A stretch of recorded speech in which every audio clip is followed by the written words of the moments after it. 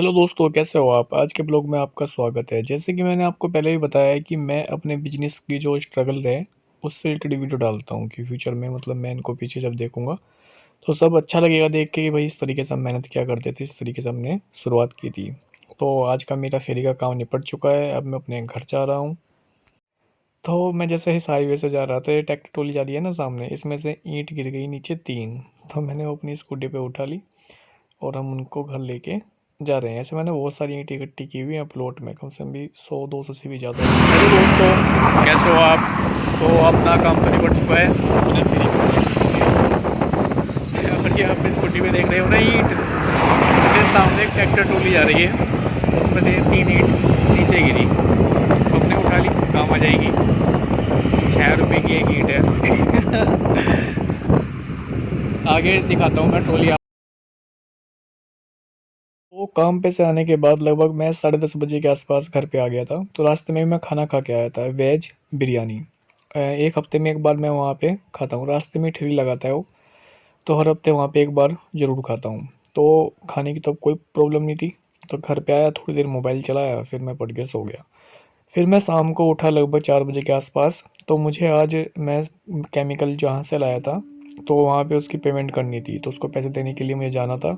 मेरे खाते में पैसे नहीं थे, तो इस वजह से मैं ऑनलाइन नहीं कर पाया, तो मुझे वहाँ पे जाना पड़ा। तो फिर मैं सोचा कि चलो वहाँ तो जाए तो रहे ही हैं और हमें सर्वे बनाना ही है 5-7 दिन के बाद, तो वहाँ से थोड़ा सा जो है केमिकल भी ले आएंगे, तो नमक के कट्टे, क्योंकि अभी स्कूटी पे लाना पड़ता है। अब भाई मेरे पास जो है माल गाड़ी मंगाने के लिए पैसे नहीं है, जिसमें पहले मैं 2,000 किलो एक बार माल मंगा लिया करता था, 30-40 हज़ार का जाया करता था। पर अब इतना रुपया नहीं है, तो स्कूटी पे ढोना पड़ता है। तो जब मैं जा रहा था तो रास्ते में मुझे ये डॉगी मिला बेचारा। तो जैसे कि मैंने आपको पहले ही बताया कि मैं एनिमल्स का रेस्क्यू वगैरह भी करता हूँ, उनका ट्रीटमेंट भी करता हूँ, ये सब मैं बचपन से ही करता हूँ। तो उसको बेचारे को फंगल इन्फेक्शन हो गया है, खुजली हो गई है, इसकी बॉडी पे एक भी बाल नहीं है। इसको देख के बहुत दुख हुआ, क्योंकि इसको अब एक शेल्टर की ज़रूरत है, घर। और उसका ट्रीटमेंट करना बहुत ही सिंपल है, बस इसको एक छोटा सा अच्छा सा खाना देना है हमें, और ये जो है कोई बॉडी पे लोशन वगैरह लगाना है, जिससे जो इसके ऊपर बैक्टीरिया हैं वो सारे मर जाएँ। तो अगर आपको कोई दोस्तों इस तरह का केस मिलेगा ना, आप मुझे कमेंट कर सकते हैं। इसका ट्रीटमेंट करना बहुत सिंपल है। और मैंने इसको फिर जो है आइवरमेक्टिन की टैबलेट दी, और ये बीटाडिन लिक्विड इसके पूरी बॉडी पे अच्छे से लगा दिया, तो सारे बैक्टीरिया मर जाएंगे। और जो टैबलेट दी है ना, उससे इसकी डिवॉर्मिंग वगैरह हो जाएगी, जल्दी से इसकी रिकवरी हो जाएगी। इसको जो ऐसे टीवीटी भी हो रखा है, इसको देखो आप, प्राइवेट पार्ट बाहर निकला हुआ है। इसके साथ ये भी समस्या है, पर इसको जो है बिना ड्रिप के हम ठीक नहीं कर सकते।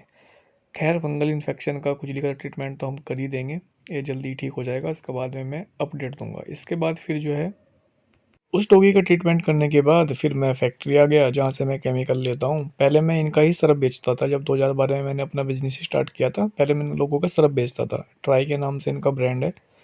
फिर 2017 में जो है मैंने खुद का अपना ब्रांड बनाया, और मैं अपना खुद का काम करना स्टार्ट किया। तो मैं तब से केमिकल यहीं से लेता हूँ, क्योंकि यहाँ केमिकल की अच्छी क्वालिटी मिल जाती है, कि ये भी अपने लिए वही यूज़ करते हैं, और जगह सब केमिकल में मिलावट करके बेचते हैं।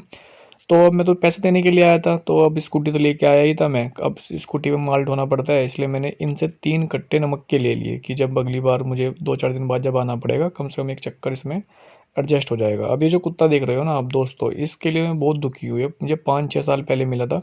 ये इंडस्ट्रियल एरिया में रहता है यहाँ पे, तो इसके हाथ और पैर दोनों दोनों जो है ना, वो टूटे हुए हैं, और वो गलत जुड़े हुए हैं, मतलब बहुत टेढ़ा सा चलता है। इसकी वीडियो है भी, वो ढूंढनी पड़ेगी।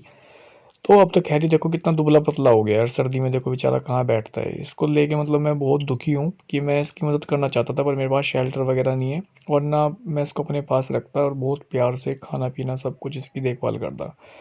तो अगर ये 1 साल और ज़िंदा रहा, तो तब मैं इसकी ज़रूर मदद करूँगा। ये बेचारा बारिश बूंद में, मतलब बहुत तकलीफ़ होती है जब ऐसे रहते हैं ना, कोई छत नहीं है बेचारे के पास। और वैसे भी आप आई जाए, इसको खाने पीने के लिए भी बहुत समस्या रहती है। खैर, मैंने फिर जो है वहाँ से नमक को लेके, मैं नमक लेके अपने फैक्ट्री पे आया। फैक्ट्री बोल सकते हैं, ऐसा छोटी सी है, 500 स्क्वायर फीट में। तो ये सर्फ मैंने कल बनाया था, तो इसको जो है पैक करना रह गया था। तो कल के लिए तो मतलब जो आज सुबह पे मैंने बेचा ना, 100 पैकेट मैंने आज के लिए तैयार कर लिए थे कल ही, क्योंकि मैं अब अकेला बनाता हूँ, तो भाई थक गया था मैं, इस वजह से मैं 100 पैकेट को बना के पैक करके भाई आज का काम चल जाएगा। तो अब मैंने 400 किलो सर्फ बनाया था खुद से, अब 300 किलो रह गया है। तो अब मैंने इसको जो है पैकेट भरना स्टार्ट कर दिया। 300 पैकेट ये मैंने भरना स्टार्ट कर दिया, वजन करके यहाँ पे रख दिया है। अब इनको मैं पैक करके कल के लिए करूँगा। वैसे कल मैं काम पे नहीं जाने वाला हूँ, क्योंकि जो मेरा तीसरे नंबर का भाई है जो उसकी बीवी है, उसके मम्मी और पापा एक कथा में जा रहे हैं मेरठ। तो वो मुझसे रिक्वेस्ट कर रही थी, मतलब मेरे भाई की बीवी, कि आप भी चलो। तो अब फिर मैं सोचा कि चल यार, जब बोल भी रही है, अब नई नई बुआ ही है तो मना भी नहीं कर सकते। तो इस वजह से जो है मैंने उसको हाँ भर दी कि चल थोड़ा घूम ही आएंगे। वैसे ही डिप्रेशन का वैसे ही शिकार हूँ मैं, थोड़ा सा मतलब माइंड हो जाएगा। और वैसे मेरा अपने भाई के साथ में कुछ भी कहीं भी आने जाने का कोई विचार नहीं है, ना उससे मेरा बातचीत करने का विचार है। पर बस इसकी बीवी ने बोला, अब कुछ भी कहो, कि बस मैं भाई नई नई दुल्हन है, तो मैं इसकी बात टाल नहीं पाया।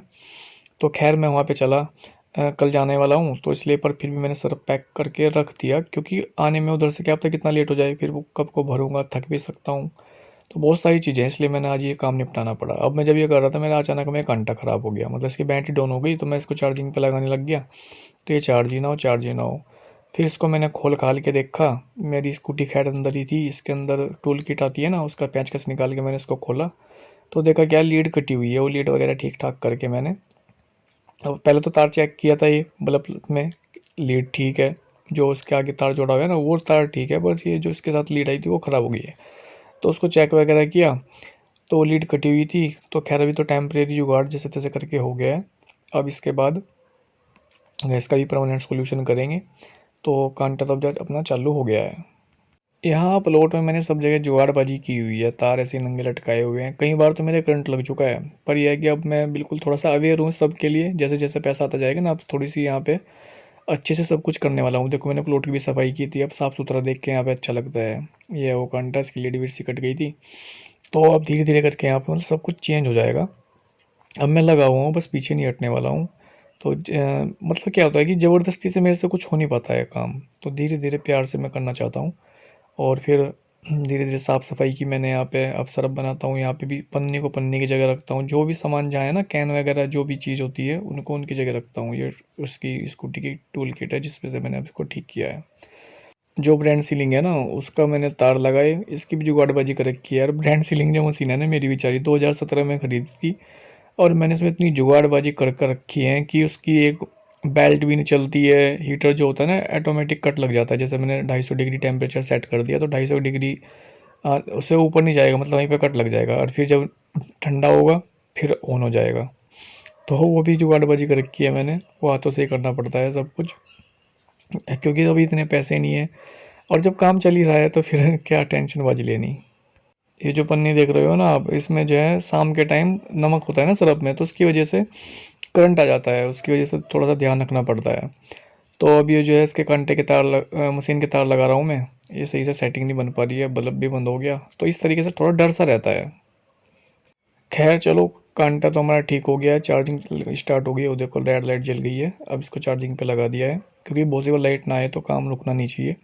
तो अब इसकी बैटरी चार्ज हो जाएगी 2-4 घंटे में, इतना मैं जो है सरफ को पैक कर लेता हूँ। जो है हमारी ब्रांड सीलर मशीन है, ये जो 2017 में ली थी, इसमें इतनी जुगाड़बाजी हो रखी है, ख़राब हो जाती है, मैं खुद से रिपेयर कर लेता हूँ बस। अब तो मैं सारी चीज़ का एक्सपर्ट बन गया हूँ। तो मैं यहाँ पे बैठ गया हूँ, और वो देखो जो पन्नी देख रहे हो ना, इससे मैंने इधर को सरकाया है, क्योंकि इसके अंदर भी करंट आया हुआ है। वैसे तो मैंने इसकी अर्थिंग की हुई है, पर फिर भी रिस्क नहीं लेना चाहिए, क्योंकि बहुत बार करंट लग चुका है। तो एक कहावत है ना कि दूध का फूका हुआ फिर छाया को भी फूंक मार के पीता है। तो अब तो खैर ये थोड़ी देर में करंट भाग जाएगा इसका, क्योंकि मशीन गर्म हो जाएगी ना। तो नमक क्या होता है, बॉन्डिंग बना लेते हैं नमक के एक दूसरे से जुड़ जुड़ के ना, इस वजह से करंट वगैरह आ जाता है। तो फिर मैंने खैर ये सारा पैक कर लिया है, करना स्टार्ट कर दिया सारा। और ये पैकेट है 300 पैकेट हैं, 100 कल कर किए थे, 300 रह गए हैं, ये सारे जो हैं आज पैक हो जाएंगे। पैकेट पैक करना स्टार्ट कर दिया है, टोटल 300 पैकेट है ये। तो 400 थे, मतलब 100 कल हो गए थे, 300 आ जाए ये सारे पैकेट पैक करके। यहाँ का तो सारा काम निपट जाएगा। अब मुझे घर कुत्तों के लिए ना बाहर बिस्तर बिछाना है। ये तो कोई सारे पैकेट पैक हो गए हैं पूरे के पूरे। तो अब इनको बस भरना है कट्टे में और फिर बेचना है। ये मेरी मशीन है ब्रांड सीलिंग, और बस अपना इसके ऊपर ये मैंने कंबल सा डाल दिया है, ये कांटा लगाया हुआ है यहाँ चार्जिंग पे, और इसके ऊपर ये क्या बोलते हैं इसको, बेड शीट डाल के, जिससे डस्ट वगैरह ना लगे, फिर लाइफ अच्छी रहती है। ये अब रजाई ले ली मैंने, और बाहर कुत्तों के लिए इसको मुझे बिछाना है। ये देखो पप्पी आ गया, इसके लिए यहाँ पे घर बनाया हुआ है मैंने। ये पप्पी तो अंदर बैठता है, ये परमानेंट घर है। ये जो तिरपाल टंगी हुई है मैंने गेट पे, ये इनके लिए रोज़-रोज़ मुझे खोलनी पड़ती है, अंदर रज़ाई बिछा देता हूँ मैं, फिर आके डॉगी इसके अंदर बैठ जाते हैं। टोटल मेरे पास लगभग 28 डॉगी के आस-पास हैं। यहाँ पे बैठते हैं 12 डॉगी, और मैंने और दूसरे घर भी बनाए हुए हैं। ये जो दूसरी जगह देख रहे हो ना आप, 2 डॉगी यहीं बैठे हुए हैं, ये खुले में बैठते हैं, ये अंदर बैठी हुई है। 1 डॉगी यहाँ पे बैठा हुआ है अंदर ये। और भी 4-5 डॉगी नए आए हैं, इनकी मेटिंग का समय चल रहा था, जो मेरी फीमेल डॉग है। तो 4-5 कुत्ते तो अब जो परमानेंट यहीं पे ही बस गए हैं। अब वो मतलब अपनी जगह जा नहीं रहे हैं, क्योंकि उनको खाना-पीना मिल जाता है, तो उन्होंने सोचा कि चलो नए घर को ही अडॉप्ट कर लेते हैं। तो अब वहीं पे टिक गए, उनके लिए भी घर बनाना पड़ेगा, क्योंकि अगर सर्दी में बारिश हो गई तो बहुत समस्या हो जाएगी। अब क्या है कि कम से कम जितने मेरे पास डॉगी हैं उनका तो मैं देखभाल कर ही लूँ, और का तो बेचारा को सर्दी में बहुत प्राण रहता है, क्योंकि तो दोस्तों आज के लिए इतना ही। अब हम घर जाके थोड़ी बुक पढ़ेंगे और फिर पढ़ के हम सोते हैं। कल सुबह शायद मेरठ जाना हो। Okay bye, good night.